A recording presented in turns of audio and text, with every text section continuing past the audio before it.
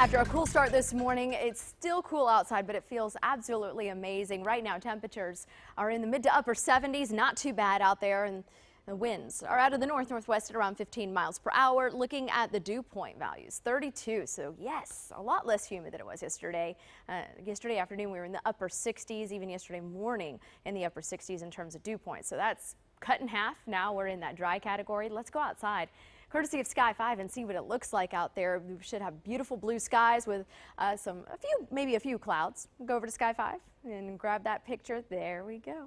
Beautiful out there in McAllen this afternoon. There's a few clouds that I was just telling you about, but otherwise plenty of blue sky. You see the winds picking up the trees a little bit out there, moving them from side to side, and that's because it's still a little breezy. So when we look at the wind speeds back on the map, you can see that they're anywhere between about 14 and 24 miles per hour, gusting a bit higher than that up near the mid-20s, and even closer to 30 miles per hour near the island and 32 miles per hour in Harlingen. So it is a bit breezy, and it's going to remain breezy this afternoon, but it'll start to slow down eventually. Now, because of the gusty winds, we still have small craft advisories in place. The one that is for the bay waters has now been extended till 3 o'clock this afternoon, and still have rough conditions out there because of those gusty winds.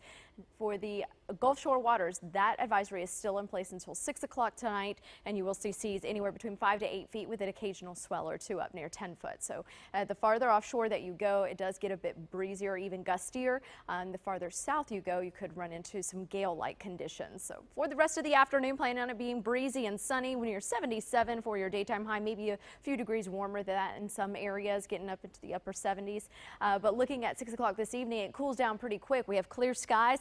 It will be a lot less breezy later on tonight. We'll go from 69 degrees at 6 down to 62 by 9 o'clock tonight, and continue to fall into the lower 50s. Here's the setup across Texas. The cold front that passed by is well offshore, and it's moving to the east. Behind that, we have high pressure in place, so the flow around that area, high pressure, is out of the north, and that's the reason why we are getting that cooler, drier air mass. Now, when we look at this particular system, all the stormy weather stayed over the Gulf Coast states, and it looks like the convective outlook for severe potential is still over portions of Alabama and even Georgia this afternoon, and it continues to be a marginal risk as you head closer to the eastern seaboard. That's where all of the rain and severe thunderstorm threats are for today. Back here at home, we really don't have much to speak of.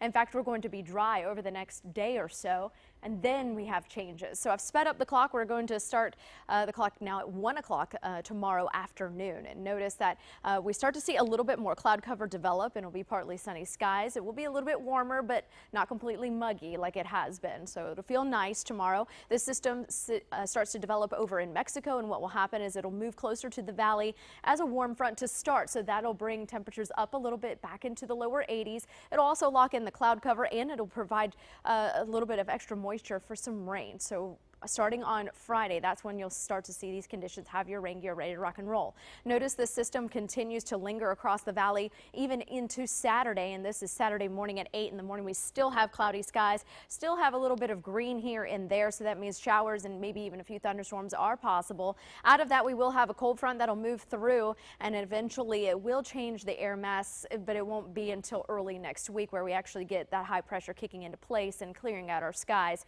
So we're looking at pretty cloudy skies and a pretty wet weekend on tap. But looking at your temperature trend, it goes up ever so slightly to around 80 degrees with that warm front getting closer to the valley. And then with those showers and thunderstorms overhead, they will keep temperatures right around 81, then falling to 66 on Sunday. So that cold front does move into the valley and cool us down yet again. Then by the middle of next week, we're back to the upper 70s ahead of the next front that looks to be promising in terms of some more cooler weather headed our way. Overnight lows will stay in the 50s until the next couple of nights. That's when we go back to the 60s and then dropping back to the mid to lower 50s for Sunday and Monday night.